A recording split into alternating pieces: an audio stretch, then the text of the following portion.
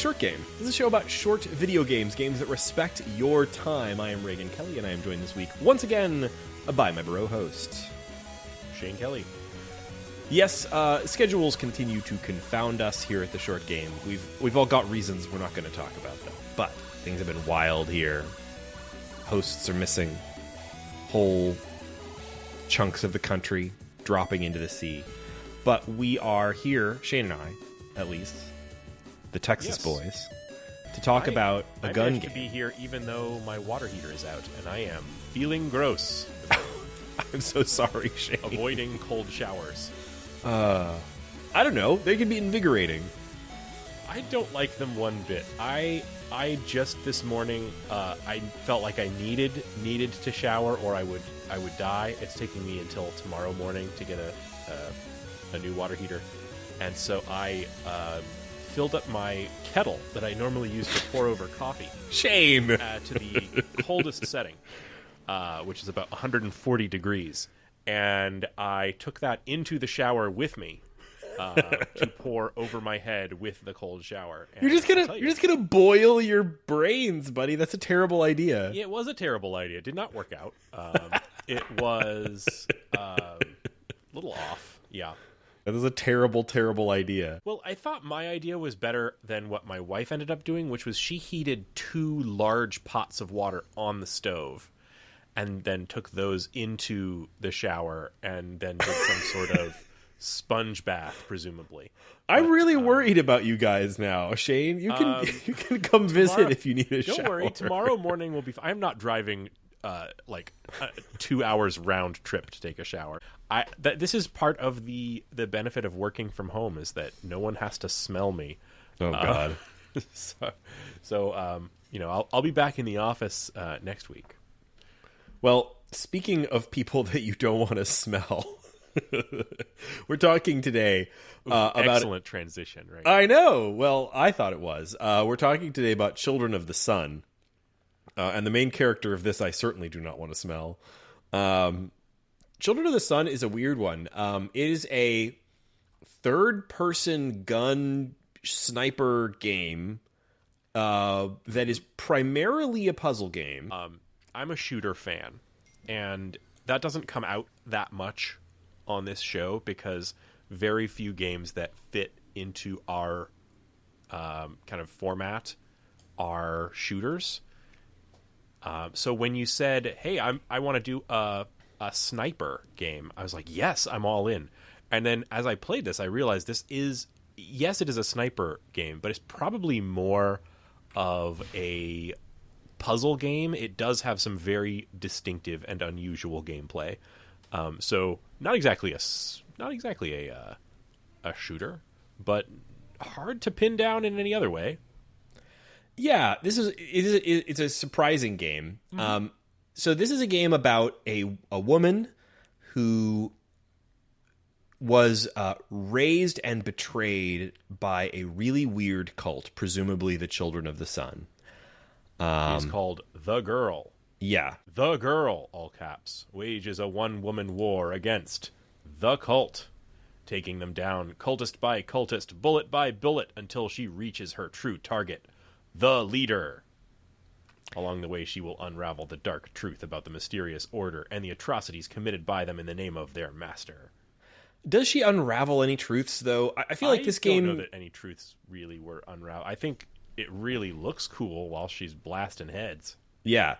Well, we haven't talked about the key sort of twist of this game, which is that perhaps due to the meddling of the cult, or maybe she just happened to be special in this way, the girl, main character girl, has really pronounced psychic telekinetic powers.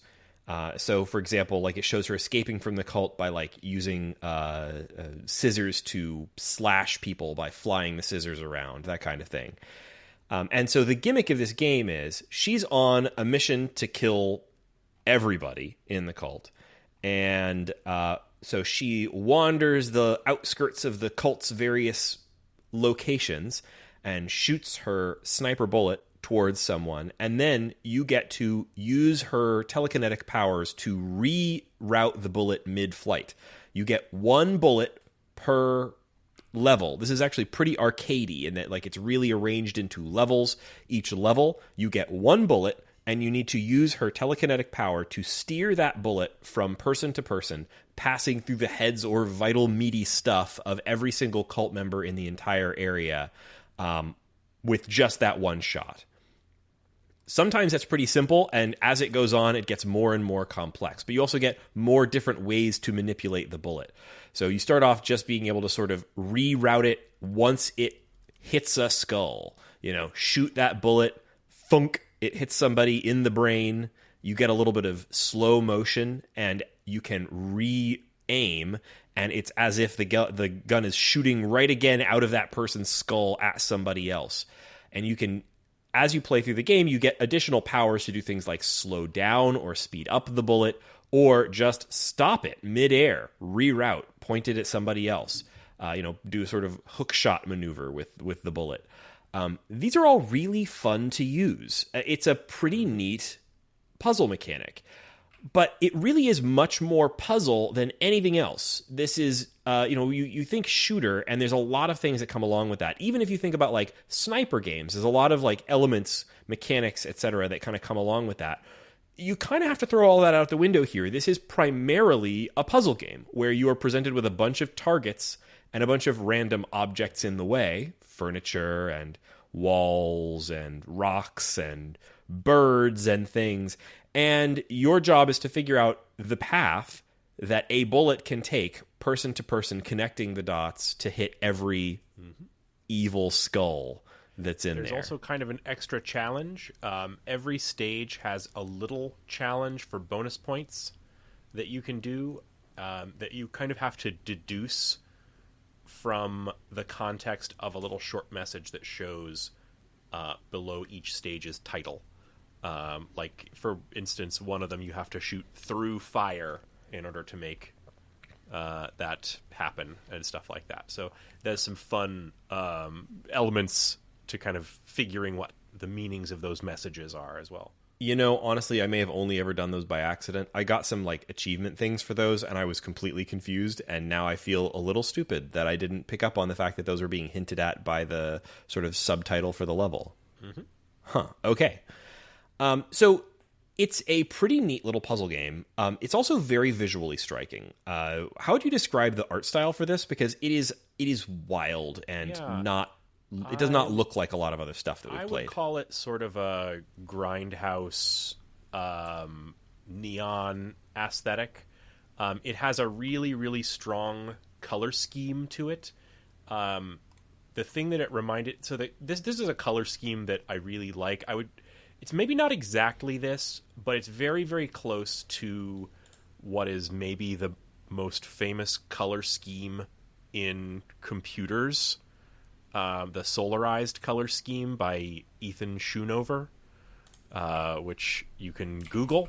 But this was a color scheme that is based on like dark, almost blue tinted or close to navy backgrounds. Shade, I was like, this sounds familiar. And I was like, oh, you're talking about that color scheme that people use on like coding windows and stuff. Yes, I am. But the color scheme of this game to me looks very similar to that, but maybe a hair more towards the neon.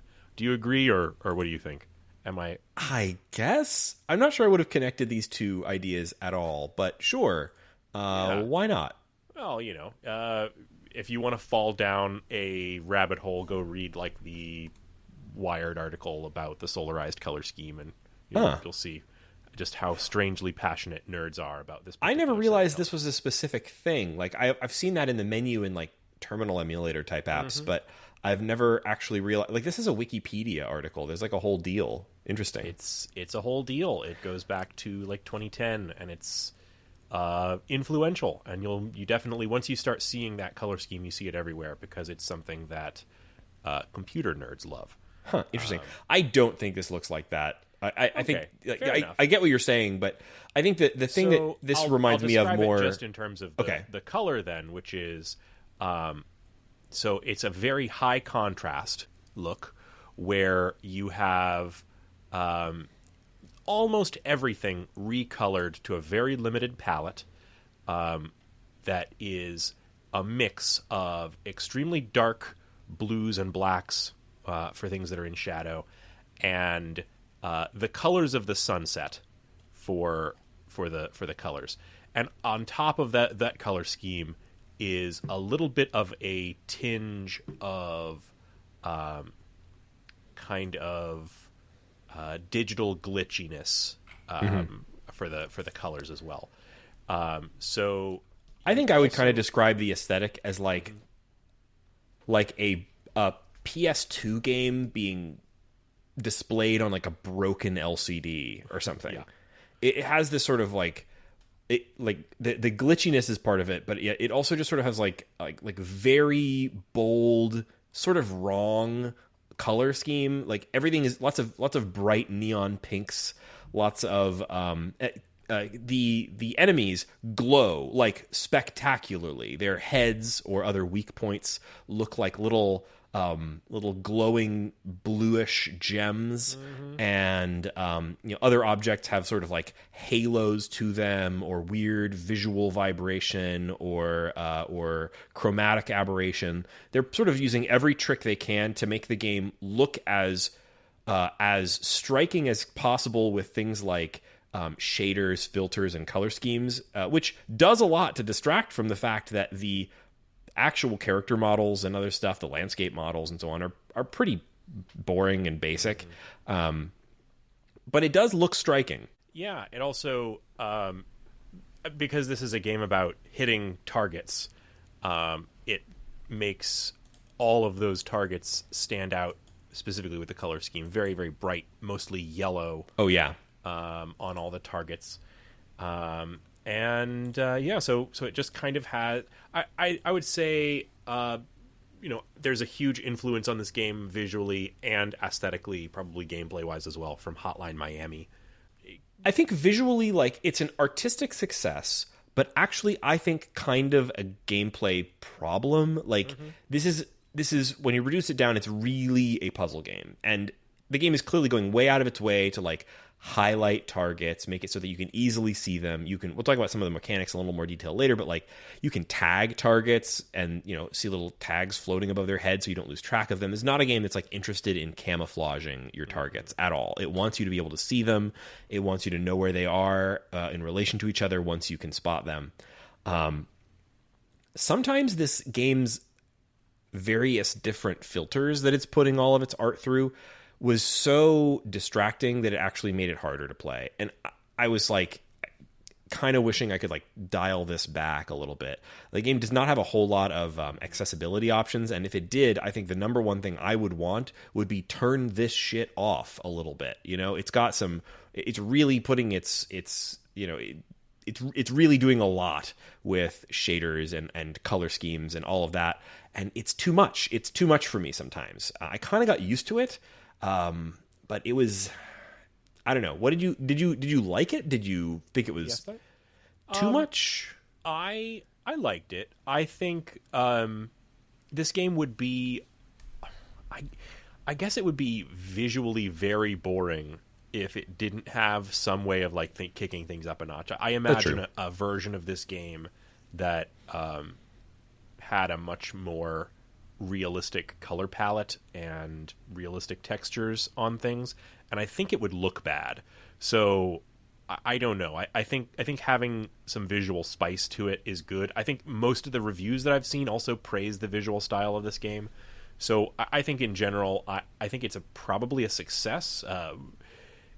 I also think like the game is, it's served well by having a kind of out there aesthetic, because they're trying to, for what story they're trying to tell, which is a fairly minimal story, they're trying to tell the story of someone who is like crazy and telekinetic and on a lethal path of revenge. And so just having that be elevated and amped up in a little bit is something that I think works. I also just generally think making the enemies pretty close to just big yellow rectangles is not bad for something like this, where you're popping heads every few seconds. In general, I tend to like it when they make the, generic murder targets a little bit less empathetic looking, and they've put them in Nazi hats and turned them bright yellow. So visually, I think all of that works. If you went with something more realistic, you would also have to make the targets a little more realistic looking, which would change the game deeply. I don't know. What do you think? Yeah, I do agree there that it is good that you look at these guys and it doesn't have enough visual detail or storytelling really of any kind for you to justify killing 12 dudes at a distance, what we get of the story is, it seems like some pretty monstrous stuff was done to the girl, and her family were killed, and she's on her, out for revenge. Wearing a creepy mask.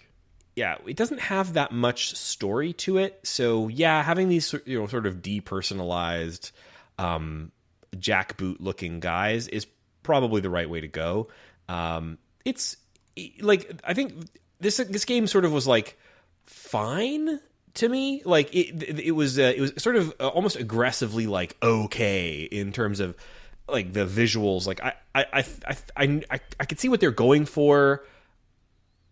I appreciate the striking color scheme. It is kind of what drew me into this game. I picked this game for the show, not just because I thought it would be interesting to play a sniper game that's about 3.5 to 5 hours, but also just because it looks interesting. It looks good in pictures. The key art, the illustrations that Devolver puts up. This is, if we haven't said, this is a Devolver published game. It's by a solo developer, but it's published by Devolver.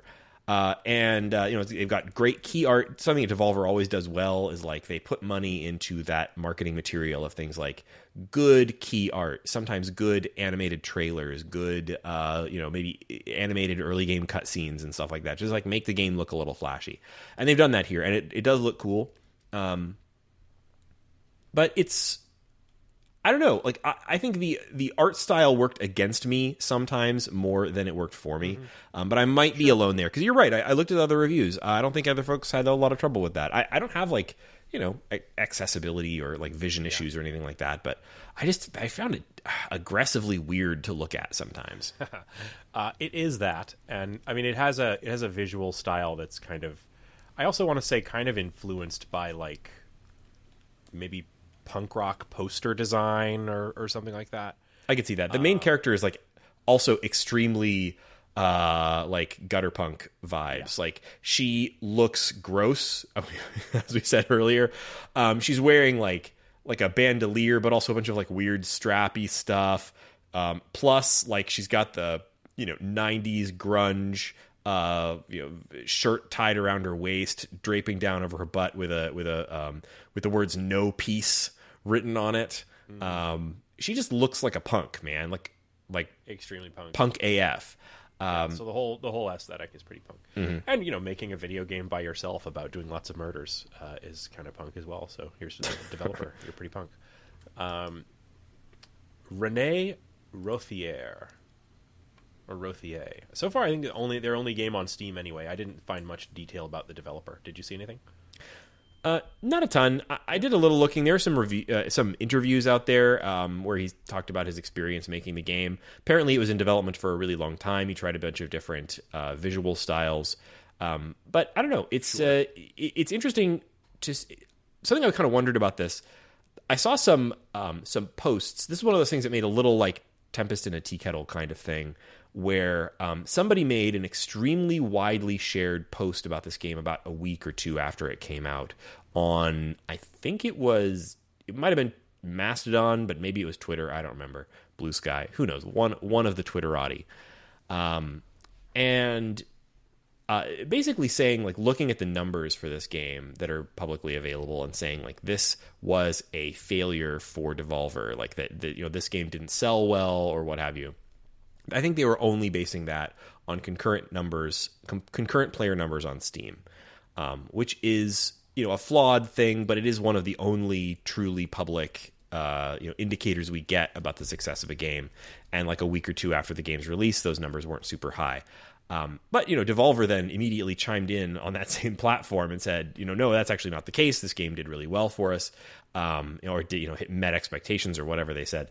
I wonder about this. It's like, this is a strange game. I think the expectations for this game were probably pretty modest. It's a solo developer, small game. And I love that, quote unquote, big publishers like Devolver will still occasionally take on these little solo projects by a small dev. And, maybe they didn't have incredibly high sales goals for this, but they believed in it and they put it out. And I think it's probably done okay. I have seen folks talk about it a little bit of reviews. I think it's a neat game. I quite liked the puzzles, like the process of like analyzing a scene. We can talk about the beginning of every level. You have this moment where you can kind of walk the perimeter. You can go left to right, walk the whole perimeter, see the scene, usually a building or collection of buildings or, whatever it is, a bunch of cars, from a bunch of different angles, and watch the motion of the various different little yellow glowing jackboot guys to try to get a sense of where they are in relation to each other. From the indicator on screen how many of them you need to shoot. And you can then spend that time as you're walking the perimeter tagging them. Let's say there's going to be 8 guys, and maybe you can only find 5 or 6 of them. That means probably one of them is inside the building that you can't see the interior of or something like that. So you have to figure out how you're going to approach this, fire your gun, and try to hit each and every one of them one by one as you go. And sometimes you kind of have to do it multiple times to give you a sort of an exploratory run. So what happens if I shoot the one guy that I can see inside the building? Can I then see more people in there? Can I kind of leapfrog from them out the back door or something like that? That actually was a pretty satisfying little mechanic. It's pretty much a pure puzzle thing, but it's neat to do.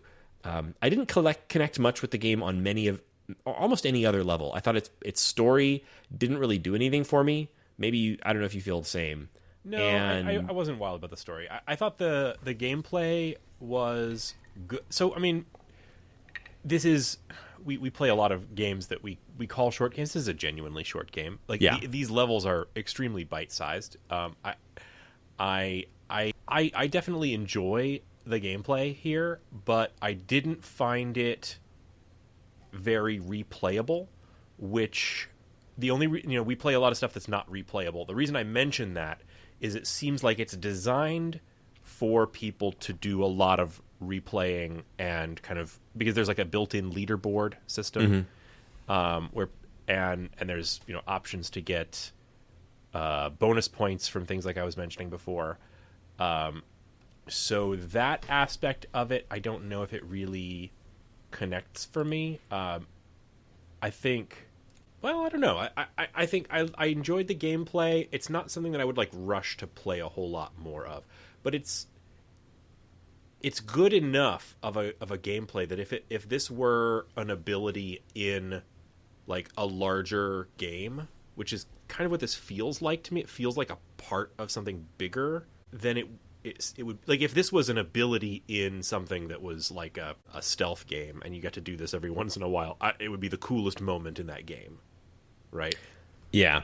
But on its own, when it's the thing that I like the very least about the gameplay is, to me, one of the cool parts of the kind of fantasy of being the super sniper is taking that perfect position to line up your perfect shot. And the way this game starts you out in each level is you're basically on a track that's like a little train track rail. You have one way that you can walk left and right to kind of circle these tiny levels, right? And from a puzzle perspective, it makes sense to limit where the player can start because you have to have some things that are hidden. But there's not that much. You mentioned like, there's people that you can't see from your initial vantage point. Like that's all. That's more uncommon than you would think. Like almost all of the levels have almost all of the targets pretty much right there. And also, nobody's shooting back at you or looking for you. They don't have time. Yeah. So some of the aspects of this that I was kind of, I like the idea of sniper gameplay more than puzzle gameplay. Maybe that's the issue that I'm taking up with it. Yeah, I enjoyed the kind of shooter aspect of it. It's much less shooter than you might think. So if you like the idea of playing a shooter, this is not for you, probably. Aesthetically and visually, something I did like is just how out there some of it gets. We've talked a lot about the color scheme, but there's also like stuff is levitating and like the world is falling apart, and that leads to these very complex and dynamic spaces where you have just the fact that there's a lot of stuff floating around in the air is leads to complicating your sight lines for your shots, which that's part of it being cool. I think that's all part of the so the story of this game is told in extremely minimal cutscenes, plus just sort of like general environmental storytelling that you see in the levels. And it is interesting, like, when the first few levels didn't have any of just sort of like random stuff like cars floating in the air. And then as you go through, as I guess presumably you're like approaching the leader, you see more of that. And obviously you're playing as a super sniper, psychic, telekinetic person. But you're not the only one. This whole cult seems to be obsessed with developing telekinesis. And so that's sort of an interesting thing to see. And it does add that kind of cool quirk or, what have you to these levels. Like, there's a car floating in the air and somebody is, staring at it. This person is, remotely holding this car up in the air. And that just provides like one more thing for you to shoot.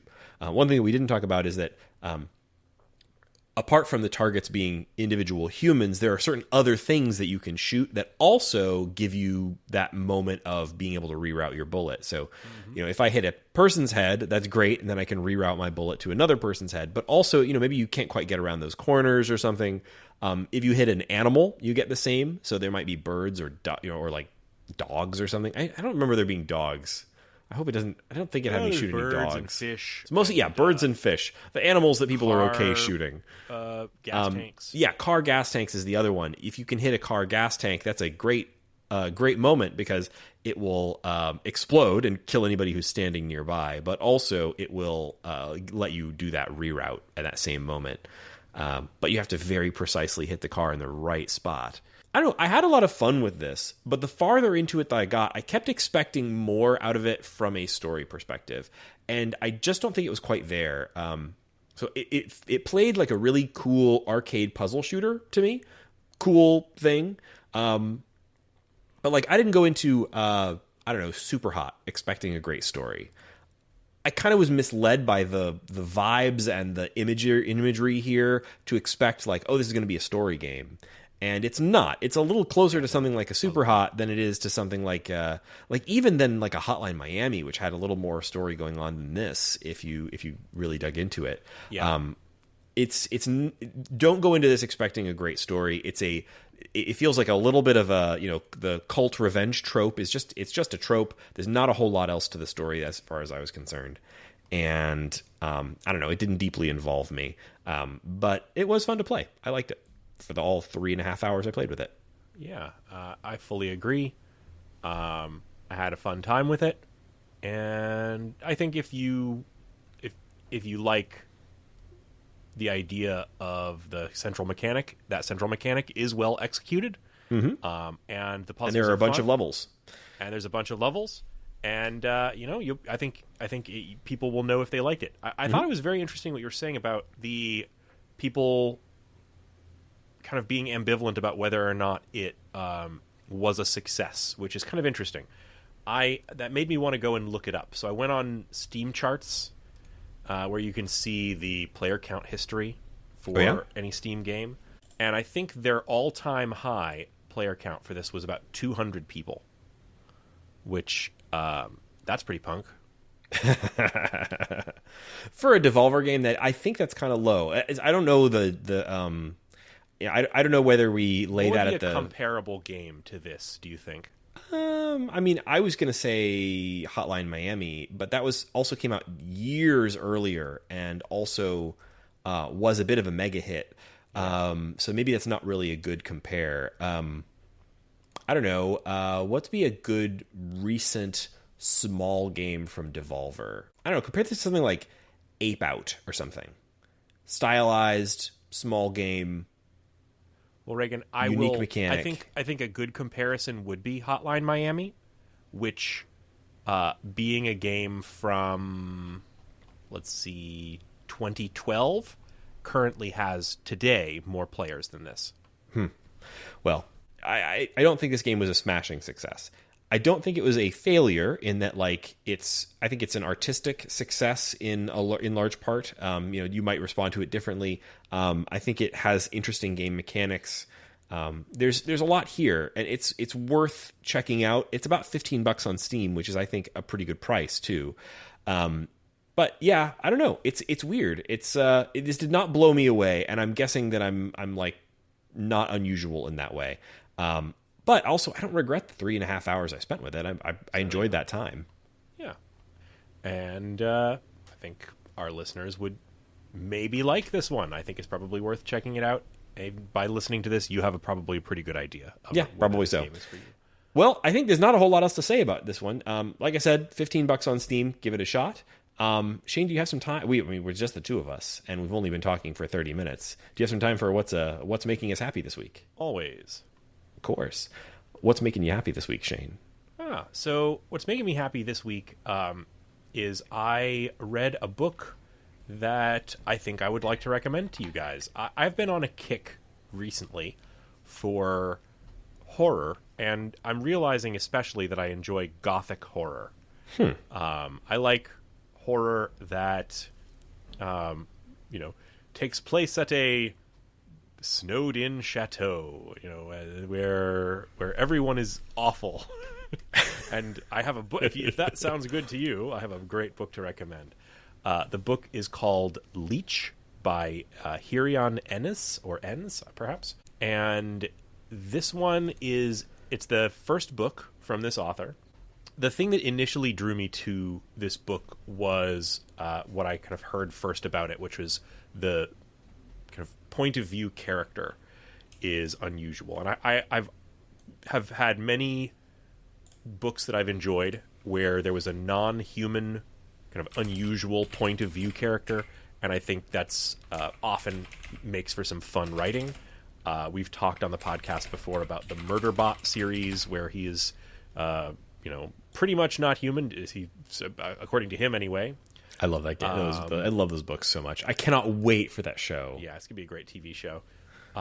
There's the book Ancillary Sword, which has, and the series, I forget the author there, but that one, the main character is a spaceship AI. So I enjoy that kind of thing. The main protagonist in Leech is a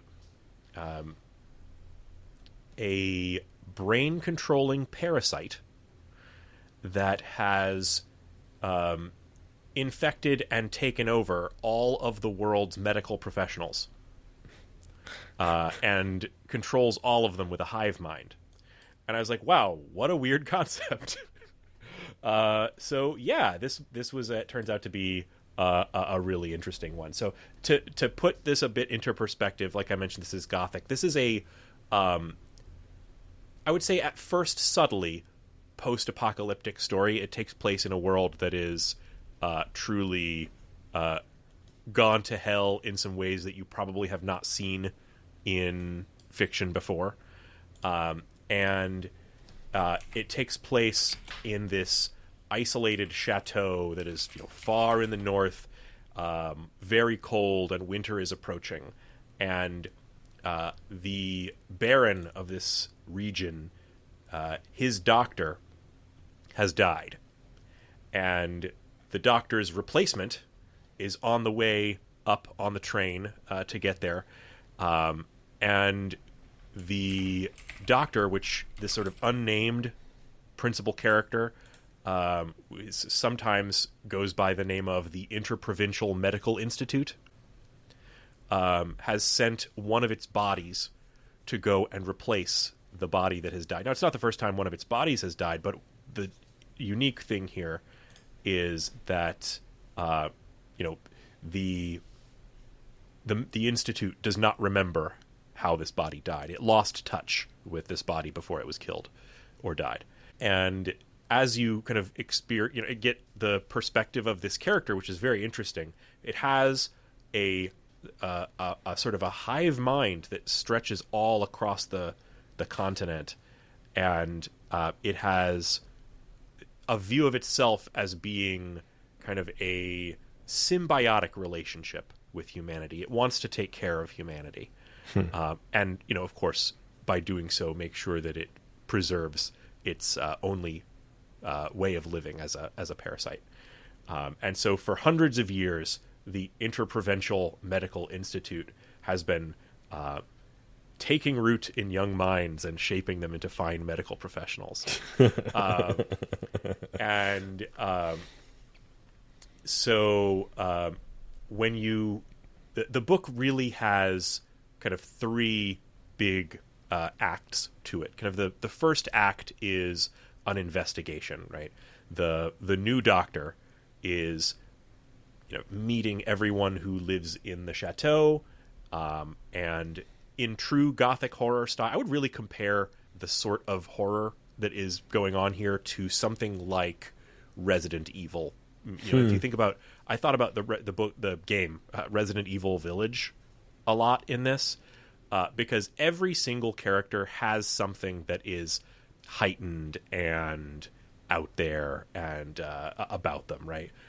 There's the Baron is basically on life support, carried around with a bunch of external organs that are helping keep him alive.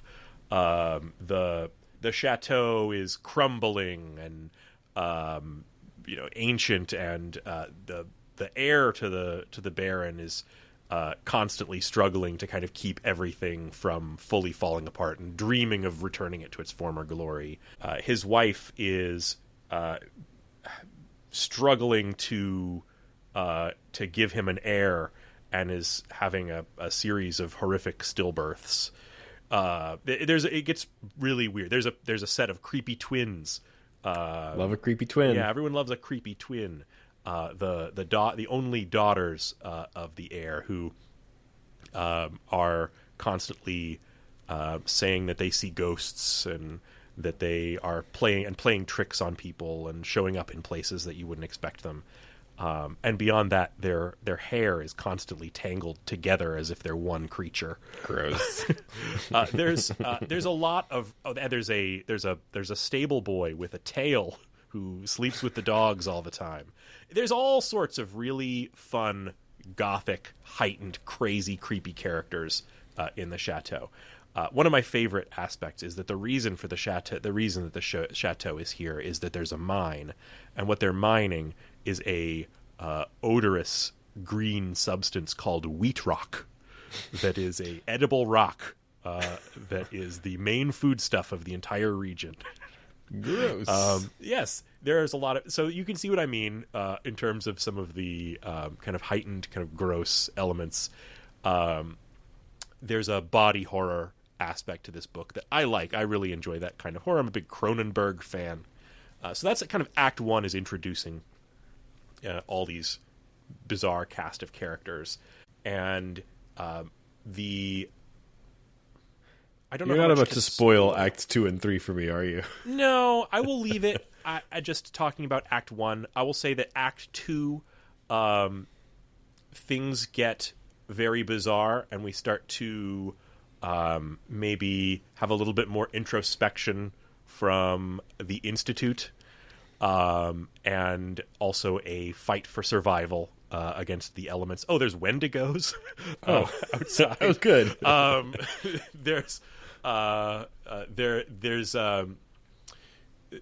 and then by Act 3, it really takes a turn and becomes kind of a desperate struggle. It becomes very propulsive. I would say the first act is very investigative. The second act is very character-based and very interested in kind of who all these characters are and why they are the way they are. And then the third act becomes kind of very propulsive kind of struggle through for survival. So a fun book. I did an audio book. There's a lot of... It's a very good audiobook if you can track it down that way. I got it through the library, and I really enjoyed the way the narrator kind of did different voices for different characters. There's kind of a... It seems like it takes place maybe in a region that used to be France. So there's a little bit of a French accent going on for a lot of these characters. And yeah, so it's a very enjoyable book. I will say, if I haven't like disturbed you already with some of the body horror details, I will give you several other non-specific content warnings for this. There are terrible fates that befall many people, including children, and it's not for the faint of heart. But I did find it to be a really enjoyable book, and I hope that Hiron Ennes gives us more books featuring the Institute, or maybe in this world. I enjoyed that, and I'm looking forward to their next book. So, great horror novel, new from last year. Neat. I'll check that out. And in fact, actually, the thing that I was going to mention for what's making me happy with this week is actually kind of a whole constellation of things that I've been messing around with this week.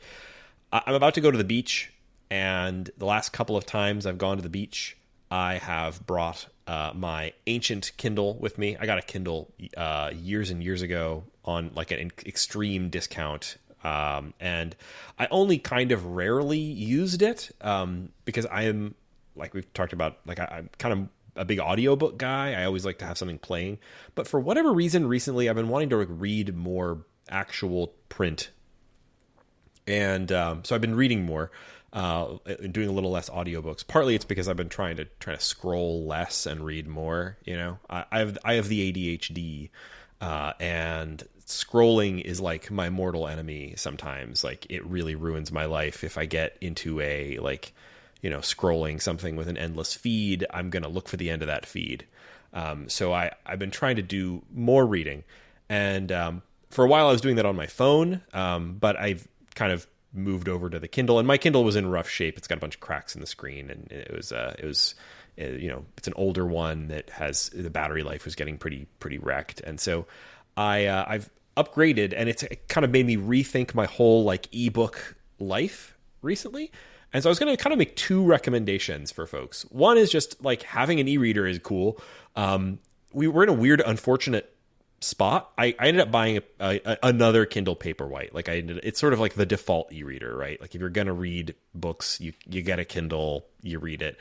I did a bunch of research. I was looking for other stuff. I had a couple of different e-readers in mind, and we're in a weird spot where like literally like a few weeks ago, like all of the non-Amazon e-reader companies rolled out new e-readers, and all of them are shit. They replaced like Kobo replaced the Libra 2 as well as a couple of other models they had in their lineup with new color versions, and color e-ink is just not there yet, man. Like it looks bad. Like if you look closely at the text, it doesn't look sharp. It looks like weird, and like they achieve the color by doing some kind of multi-layer effect, and the color layer is on top of the e-ink layer. Yeah, they're such a thing as color e-paper displays do exist, but there's only two ways they can do that. They can have e-paper works basically like a Magnadoodle, but shrunken down to microscopic size, and it controls the each little pixel, which the best ones like your Kindles and stuff have about 300 ppi. They do that by having itty bitty dots that they're either flipping up or down, black or white, and you can achieve kind of the same thing by having a bunch of different colored ones, but really they all... I think it ends up having to like space them out. Like you really can kind of there's kind of a resolution like physical maximum that's like way high, like way chunkier pixels on e-ink than you get with like true and then like also OLEDs and stuff. Yeah, you get a very grainy, desaturated look on this kind of thing, which I mean I kind of like certainly I like the idea that I could have a color picture, because I've done Kindle books where it's like a kid's book and you want the color picture, or you want to maybe be able to read a comic book. That would be ideal, right? I'd love to be able to do like some kind of graphic novel on there, but most of the stuff that I end up reading on a Kindle obviously is black and white because it's just text. And if you compromise almost anything else for the sake of that, I don't know. I don't think I would want that. I like the idea. I think it should be good by now. They've been trying to do this for almost 20 years. Yeah, color e-ink is still not there, in my opinion. It's a downgrade for text, which is the main use case that I have for a Kindle. The other thing that bugs me, is that you can't go anymore to a store and look at these devices. Mm-hmm. The only way you can make up your mind about whether or not this color e-reader using this screen tech that you have never looked at before, that you're hoping to spend a lot of time looking at different kinds of content on, is to order it. And like you can't, I doubt very much there's a display model of that Kobo anywhere near you that you could get to.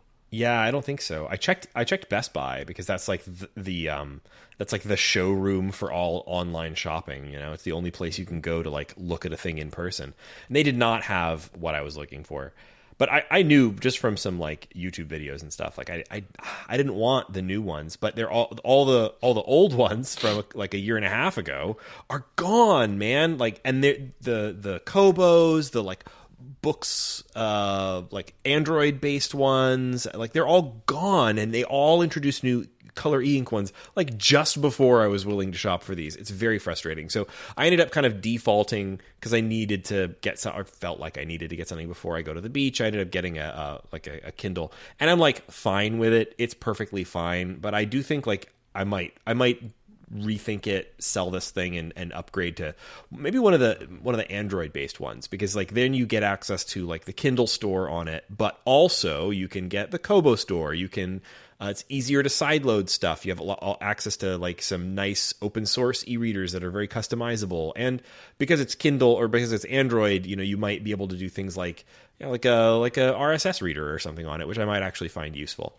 But anyway, that's all beside the point. I ended up getting a new Paperwhite and thinking about what to read on it and rethinking my e-reader world. I also kind of previously I'd pretty much just been all in on the Kindle ecosystem, but I really took another look at like, well, I've got all these ebooks that I've accumulated in other ways that I just had as a folder on my hard drive, and I took the time to like set up and figure out Calibre, which I've always said in my head is Calibri. But that's because it uses the British spelling, and I realized that after looking it up, I've been wrong for years. It's Calibre, Calibre, and try to figure that out. It's a terribly ugly piece of software. I think it's written in Java or something, but it runs on everything, including I was able to get it running like in a Docker container on my Synology and just like live there rather than on any particular computer, which is honestly preferable for something that's managing a library of content. Went through and like DRM'd all of my Kindle ebooks, loaded in a bunch of other ebooks that I've accumulated in other ways. So I had this big folder full of stuff like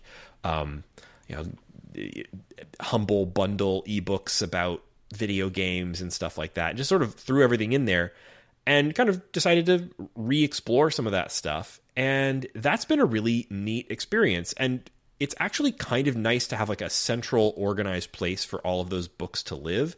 And then also for you to be able to like categorize them and tag them and like rate them and things like that. That's something that I'd previously kind of done. Stuff from a Kindle.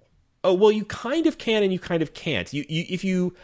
There is a Kindle, there is a Calibri, I'm still saying Calibri, Calibre web thing that you can install, and I did install that, and you can browse that on the Kindle's web browser if you want. That's not a great experience. Really what I do is I go to a computer or on my phone, look at my ebook library, and if there's something that I want to read on the e-reader, you can hit like one button in Caliber and it will email it to your Kindle. And Kindle recently opened up.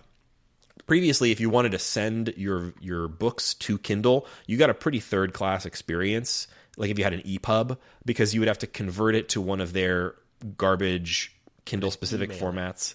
Yeah, and then email it. Now they now support EPUBs directly for that. So if you have EPUBs, Caliber can just attach it to an email, send it to your Kindle. Nice. And it's kind of a one-click thing, and then it, within a minute or two, it shows up on your Kindle. I really like that. It's been kind of cool. So currently, just going through some romance novels, stuff like that. Nothing that I feel comfortable talking about on the podcast because they're not highbrow. But like, I've been kind of Raygan needs a convoluted narrative to really get off. It's true. But I mean, I've been enjoying some really good ones. If you want my my unguarded, non-public romance novel recommendations, you need to support the show on Patreon. Hop in my Discord, man. I will tell you about the smut I am reading. In not a gross way, I promise. I am not gross.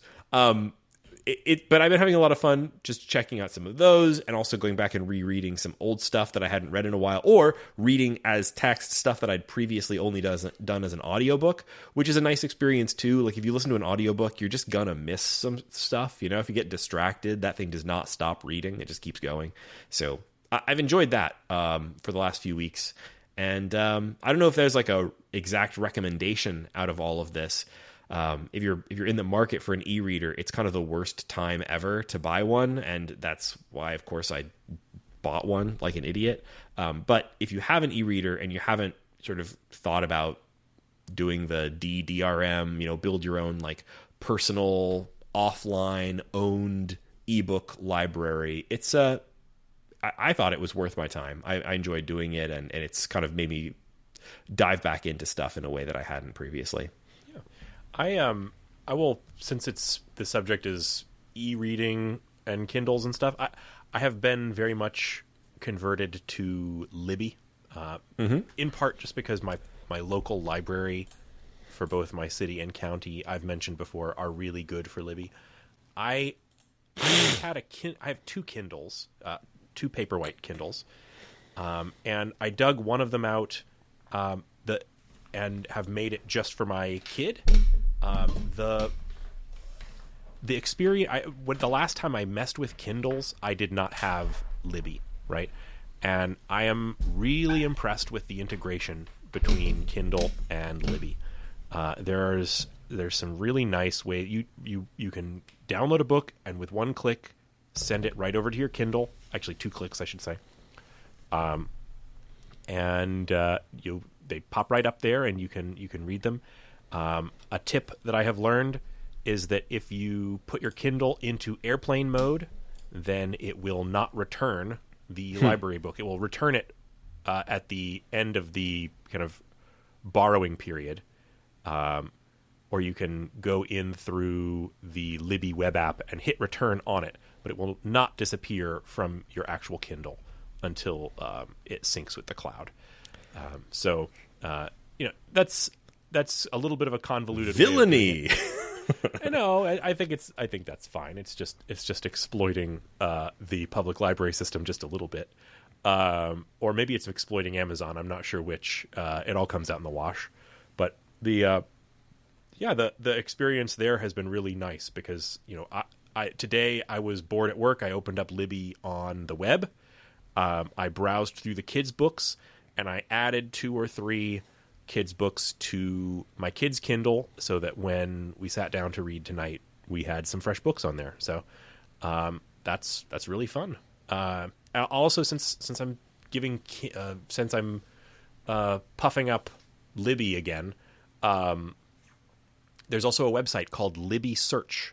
If, like me, you're on multiple libraries for Libby, Libby can do what it calls a deep search, where it searches if a search turns up no results at your current active library, which you can choose from among your libraries, then it will do a deep search that searches everything. So it has pretty good search, but if you go to libbysearch.com, you can tell it all the libraries that you have and then do a true search across all the content on all of the libraries that you have, which in certain circumstances will find you things you wouldn't have found otherwise. So another hot tip for the 5 people listening to this podcast who are also active on Libby and using multiple libraries. Nice. Yeah. You mentioned on a previous episode that you had gotten into, you were on the Houston Library and also the New York Public Library, but then you said later something happened there, right? Yeah, I was on the New York Public Library. They, for non-residents, will let you sign up for a library card, but it doesn't last very long, I think for just a few months. But I am now on the Houston Public Library and the Harris County Public Library. And there are, if you are looking at different libraries, there's a few options that you have. One, so the more libraries you have in Libby, the better, because you get more access to catalogs, and just as importantly, every library card that you have gives you more holds and checkout slots. So ideally, you want multiple libraries. Many libraries will have agreements with other libraries so that if you have a library card at one, you can also get a library card at another, even if you don't meet other requirements like residence. Interesting. So you may want to look into that.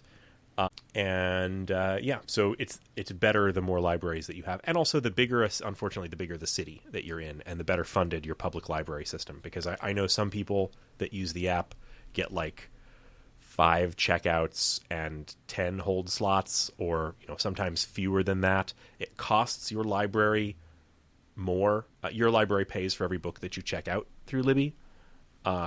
Just a small amount, but it all adds up.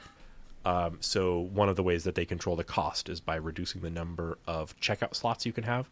I'm very blessed to have 2 well-funded library systems that overlap on me. So, it's this is I'm out in the burbs. I need to figure out. So I'm on the Montgomery County Library, and I want to figure. I need to figure out whether County is very good. I'm told. So I it's might okay. actually want to try and get on there. We should talk. We should talk. Yeah. I need to figure out if I can get on the Harris County or the. I don't think I don't know. I have to figure out what the requirements are there. I wouldn't mind getting on. You one totally of those. could. You totally could. You can give my address. It'll work. Yeah. Okay. Good to know. Podcast listeners, don't tell on me. I don't want to be in trouble with the library. Yeah, you're not a Harris County taxpayer though, so it is very unethical, Raygan. Yeah, I would be a garbage person if I read those books. Yeah, it is also possible, by the way, most library systems in the world, or at least in the U.S., I should say, offer a non-resident library card that you can buy, and that ranges from like $20 to $50 a year, and in many cases would be very worth it. I hadn't thought of that. Well, books, they're good. I recommend them. Listeners, thank you for joining us on this episode of The Short Game. You can find our show on the internet at shortgame.fm. That's the place where we got all the links. So you can find links there to our show notes page, which is also theshortgame.net. But you can search it from either place. And also links to all of the different podcast platforms that we're on. Go leave a review. We would love that. Reviews actually are great. We love to get them. They help the show and they stroke our egos. We appreciate it very much. Let's see. You can also find a link there to our Patreon. I mentioned this earlier. The Patreon is where you can support the show for just $3 a month and also get access to our Discord community, the best place on the internet, the #1 place to ask Raygan for recommendations for embarrassing fantasy romance novels that he happens to be reading on his Kindle right now and is too embarrassed to talk about on the podcast. Let's see.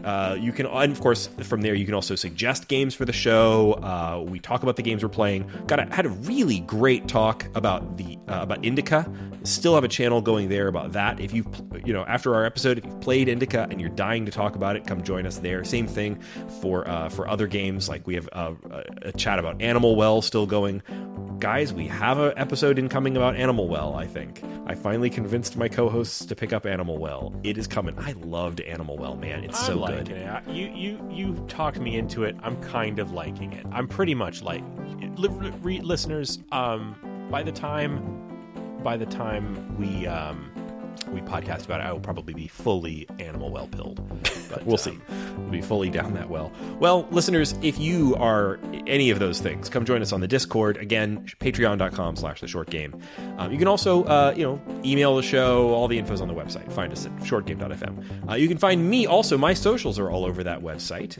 And Shane, I'm also on the website. And listeners, thanks once again for joining us on this episode of The Short Game.